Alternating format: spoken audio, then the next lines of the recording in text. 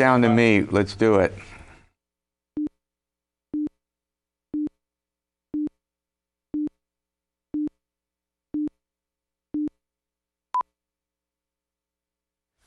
Welcome to Pennsylvania Newsmakers, and as always, thanks for watching. Well, how important is excellence in teaching? You're going to find out in a moment, but what about this? The Pennsylvania budget, is anyone paying attention to it? I have a couple of experts who are going to help us out. As they say, let's get to it. This is Pennsylvania Newsmakers, a fast-paced, unrehearsed weekly discussion with and about the leaders who shape your world. And now, here's your host, Terry Madonna. Well, welcome back. Well, joining me as often is the case are two representatives from the business community. Dave Taylor, he's the president and CEO of the Pennsylvania Manufacturers Association, and Gene Barr, he's the president and CEO of the Pennsylvania Chamber of Business and Industry. All right, I have a question for both of you. Same question, but I'll start. The state budget, $34 billion as proposed by the governor, has to be adopted by June 30 constitutionally. Whether it gets done on time is another matter. I don't remember a time in recent years when there's virtually no news, and I don't say no interest in it, Gene, right, but it's like usually there's a huge controversy. Now, well, there's not much news. There's not much news. I mean, some of the news was we had $800 million more in revenue, plus $800+ million than we thought. It's not $800 million more to spend because a lot of it's already been spent on some other things. Right. The federal government comes in and says you owe us X, and decision is made with supplemental budgets, which is something we ought to talk about in terms of transparency. But you're right. This has been one of the least controversial. I think there's less than 1% chance it'll go overtime. I think it'll be finished up next week, the last week in June. I think it'll be done, and I think there's just a couple of things that are left to be resolved. There's not a whole heck of a lot out there that's controversial at this point. You agree with that? Well, I mean, I think that's the. Now, I know you're worried that we're saying one thing and it could happen, something else could happen, right? You know, that's the thing. You know, like Yogi Berra said, it ain't over till it's over. But you know, I do think it's important to reflect on some budget fundamentals. That there are an awful lot of things that are off books, that are outside of the general fund budget, so that really isn't the full picture of state spending, and also that we need to match spending to revenue, not the other way around. That we should separate, I think, tax policy from budget policy. That we should look at tax policy separately, so we can build a system to say what's going to help optimize growth and as a result optimize collections. One tax, to go back to your point, one tax that Governor Wolf has supported since he took office was a tax on Marcellus Shale. We already have an impact fee. That means that for each well, the owners of companies have to pay money to the state for each well, but not on the amount of cubic feet is extracted. Now, the governor's trying a new approach, right, this year? Yeah, I mean, he has an infrastructure plan, and I guess the question is really, is it about infrastructure? Because that's a conversation that's well worth having. There are a lot of really pressing needs that affect Pennsylvania's competitiveness. Right. Or, is this just a new and different excuse for trying to shake down one particular industry? Gene? And it is incredible that we're looking at how do we tax this industry again. And look, we've said this before, but it's incredible when you compare. When Amazon was looking to come in, it was how much can we do for them? We have an industry that, as we've said, has brought in 2 Amazons, 100,000 jobs, and the only thing we can think about is what new taxes can we put on them. And no single industry should be called upon. If we really like these projects that people are talking about, and look, I'm not saying that they're not worthy, some of them are good, then let's figure out how we fund them. If they're projects for the common good, then the common good should fund them. You're on to something, because there's a lot of infrastructure needs that still need to be met for the competitiveness. There's questions of certain environmental issues that still need to be resolved. So as I put it, the question is, I think there's uniformity in terms of the need. Now, there may be some aspect of it that's debatable, but it's how you pay for it. And the governor wants, what, $4.6 billion? One industry shouldn't have to pay for it. That's what it comes down to. And also, it's not fiscally responsible to. I mean, what the governor wants to do is to impose this new industry-specific tax and then borrow against future revenues from that tax so that all that money can be spent during the time that he remains in office, and that's just not wise. All right, we're going to run to a quick break. When we come back, I'm going to get into 3 or 4 specific issues that are relevant that, you know, we'll see what happens with them in terms of the budget and some other matters, and we'll do that in a moment. This broadcast of Pennsylvania Newsmakers is presented by the Pennsylvania Chamber of Business and Industry, the statewide voice of business, and by the Pennsylvania State Education Association and Partners for Public Education, bringing the power of a great education to our schools, our students, and our communities.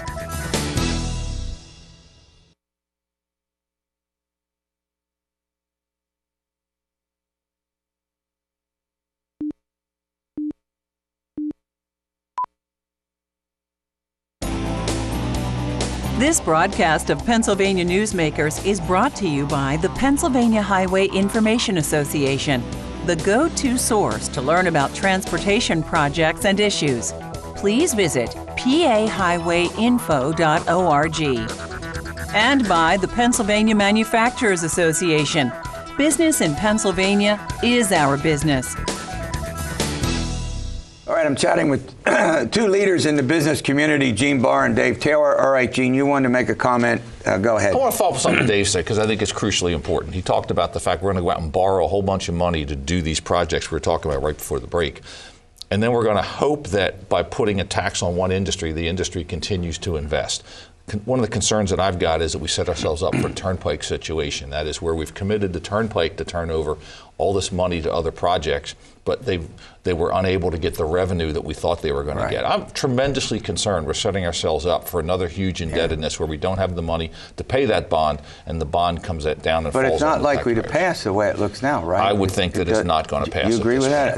Yes, and these are issues that'll be put off until the fall, so, I mean, this is not part of the budget negotiation right now, but, I mean, the point that Gene makes is a really important one for the long-term fiscal stability of the Commonwealth. But there is one pretty important aspect of, I'll call it of the budget, but of what's going on with educational tax credit. Go ahead, explain that and why that's important. Well, I mean, Pennsylvania has a best-in-the-nation program for scholarships for kids, and so that it's the Education Improvement Tax Credit. And so the General Assembly passed an expansion of that credit because every year the credits get used up quickly, that there are more donors who would give if they were able to, and also that there are many kids who are left on waiting lists for scholarships that don't get funded. And so that the legislature passed an expansion of the program to enable those kids to get scholarships, and that, the Governor Wolf vetoed it. And it's I mean, this is an issue that may yet be part of the final budget negotiations, but it's just, I mean, when Governor Wolf was a businessman, his business took advantage of this credit, and so it's very discouraging. It's very disheartening to see him not only disallow this needed expansion, but then also to slam the program. As he points out, I mean, I read in the press that it still could be done as part of the final budget. We're hoping that it there's will. give and take in budgets, as you know. We're hoping that it will. We strongly support this because it's a way of giving parents choice for their kids. It allows them to make certain choices. And look, we've seen a deterioration and a reduction in the options for many students with the decline in the number of parochial schools and other schools. This gives parents and students an opportunity to make a choice and to provide some assistance.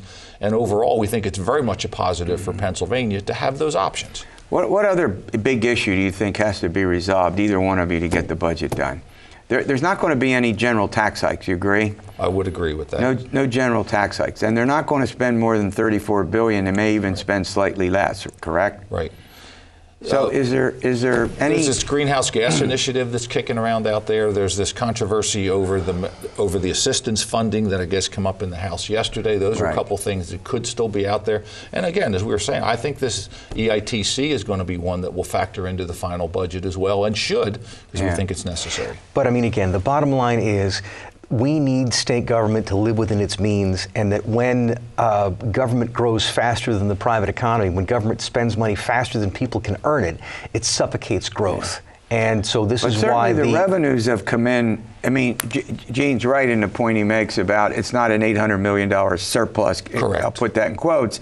But we're still generating a good deal of revenue with a fairly healthy economy in this state. And the projections we see will have us continuing well into next year. A lot of it look, the national economy is doing well. We made some good choices in terms of the bonus depreciation that we're seeing the benefits. Corporate revenues are up. Personal income taxes are up. The economy's doing better. We need to make sure we continue that. I was going to say, we have about a minute left. The economy in Pennsylvania is doing reasonably well. We've, part of the 10 years of growth in the economy since the end of the Great Recession, correct? Right, and it's notable that at the moment we are actually performing well, whereas in previous times we're in positive territory, but not as good as the national average. Actually, in the last quarter, we actually grew ahead of the national average. So the question then becomes, how do we keep that going? All right. Look, thanks for coming in. It's, as always, a great update, and we'll have you on. We'll see what happens. I think you're right. June 30, everybody's out of there. They don't want to be hanging around in July, having the press write about the fact they didn't get the budget done on time. All right. What about this excellence in teaching? How important is it? You're going to find out in a moment. This broadcast of Pennsylvania Newsmakers is brought to you by the Pennsylvania Credit Union Association. Pennsylvania Credit Unions, where people are worth more than money. To find a credit union that is right for you, check out ibelong.org. And by the Energy Association of Pennsylvania, Pennsylvania's energy information source.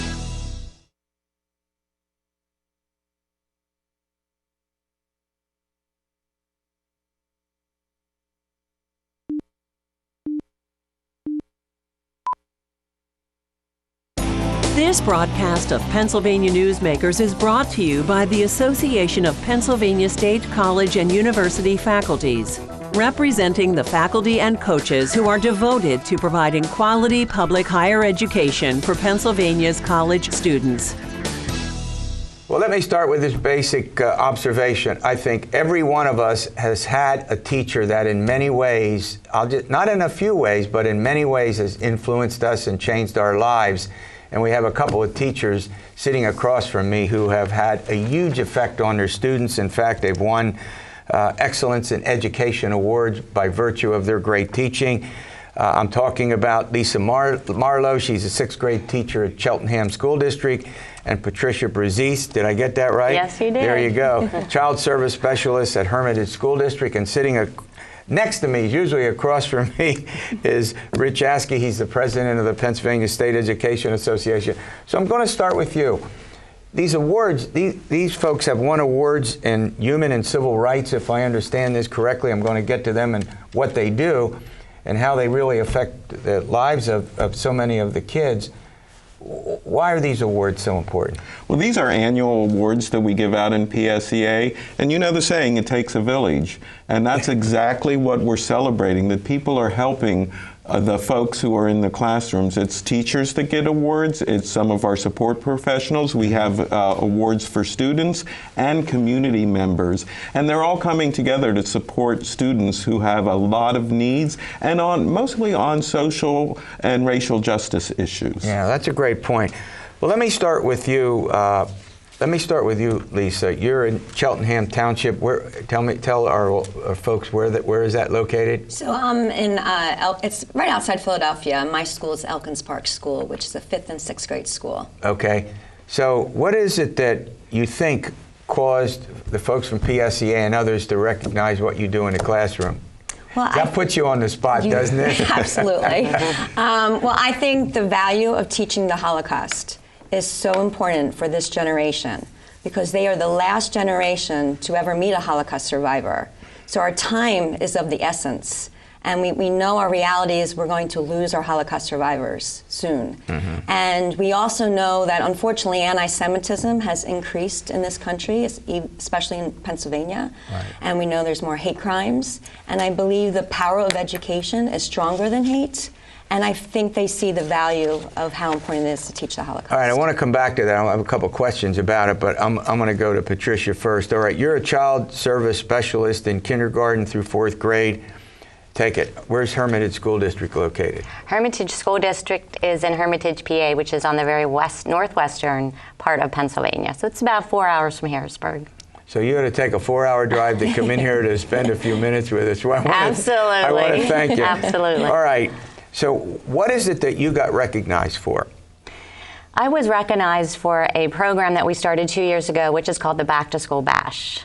And this program supports our children in getting ready to come back to school. So we all know how important education is, and we want our children to be excited about starting school so that they can come in and be great learners. And in order to do that, families need help in providing some of the basic necessities that our kids need to get back to school. And we were able to come up with the program to do that. So let's talk about, teaching the Holocaust. I couldn't agree more as a former history professor about how significant it is.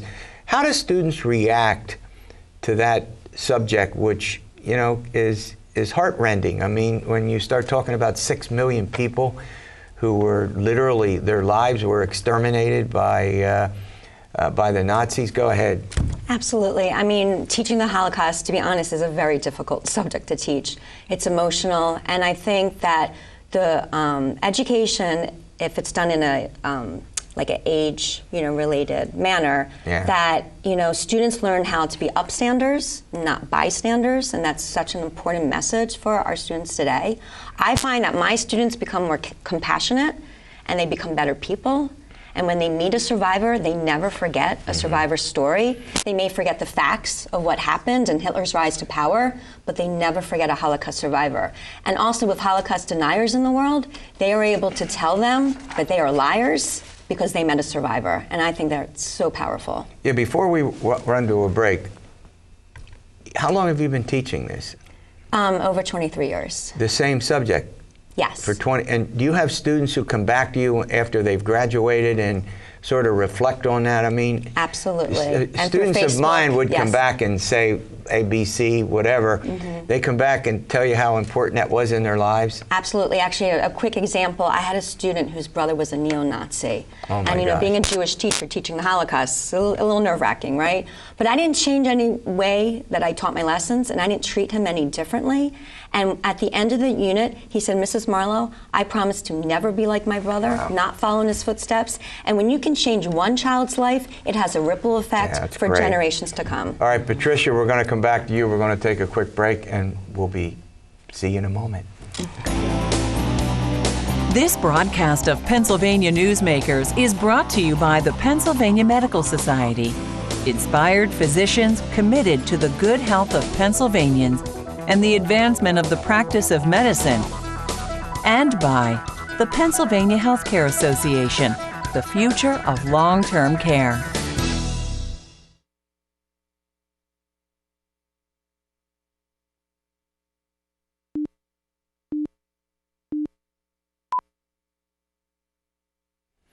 Well, let's go. Okay, Patricia, you were talking about the program that you run, the Back to School Bash. What is it that the students get out of this? Well, the students receive support and supplies in getting them ready to get back to school. Our school district teamed up with Primary Health, and they've been a huge asset to us. So we are able to provide for children not only in Hermitage, but also our neighboring communities. They come into the mall, and we have over 50 vendors set up. They receive free backpacks, they receive school supplies, they receive free haircuts, they receive free teeth cleaning, they receive free vision screening. Who supplies all this? These are all the wonderful vendors that donate these services, donate their time. We have food. We have all the restaurants in our community come in and have treats for the families while they're waiting in line. We have free wings and pizza and ice cream. Now, do you have other colleagues involved in this as well? Absolutely. It wouldn't be a success. It's a big deal with the whole school. Our whole school district, our administrators, our superintendent, our union president, they all come in and have donated their time. They've donated supplies. They've donated monetary donations to help us as well. Now, you wanted to say something about the Holocaust in Philadelphia? So I am the chair of the Education Committee at the Holocaust Awareness Museum in Philadelphia. We're in the northeast section of Philadelphia. We've been there over 60 years, but a lot of people don't realize there is a Holocaust Museum in Philadelphia. But the main thing we do is we're an education center, and we send out Holocaust survivors to schools for free. We reach 40,000 students a year in Pennsylvania and worldwide because we Skype all over the world now. So any student out there or any teacher out there or parent who would like a Holocaust survivor to come to their school, really comes please in handy, let us know. Yeah, contact us, please. I got to ask you, you give an award, the Adler Friend of Education Award, that's pretty important. What's that about? Yeah, it's what we feel is one of our most prestigious awards that we give out. We give it out also on an annual basis. Some of our past recipients have been Fred Rogers, who's very popular again right now, Governor Leader, Senator Casey, Ambassador Annenberg. It's people that are making a big difference in public education in Pennsylvania. This year we gave it to Chris and Megan Long, the football player. He was with the Philadelphia Eagles. They are working very hard on promoting early literacy for our students, and they're doing, he donated his full salary to efforts for early literacy, and he's been working with us in a great way, so we were very happy to give him the award this year. All right, let me go back to you with the final question. Tell me, what is the general reaction right now to what you do and what your colleagues do with parents and how you interact with them? I'm always curious about that relationship. In terms of teaching the Holocaust? Well, just in general, in terms of what you do. You can tie it to that. That's fine. I think that all teachers have a passion for something. And when you have a passion, and my passions are Holocaust history and actually African-American Civil War history, which would be another show. But I feel that when you show passion in the classroom, you get kids excited to learn, that parents are on board. And they become, in fact, I had a student who discovered she was a descendant of an African-American Civil War site in our town, and she didn't know it until she was in my classroom. And then so you're making history as well as teaching history. Actually making history. She found her heritage. You try. Absolutely. That's what we do. You know, it's our community outreach, and we know that in order to support our children and for them to come to school and be excited and ready to learn, we have to have families that support them, and we have to know that families are working with us and that we're working with the families as a team. Now, how difficult is that? I mean, you got parents and grandparents and other family members who are in all kinds of different situations with work and with their social lives, and generally, is what you're doing well received by the parents when they come in to sit down and chat with you? Yeah, I do a lot of different events, so I'm always doing something where I open it up to the public and the community. Like, for example, my synagogue, we have survivors come and sing to the boys. Absolutely. It starts to build that relationship with our families. All right, well, look, I want to thank you for coming in. This is a great update, I think, and guess what? We'll see you next week for another edition of Pennsylvania Newsmakers, and as always, stay well.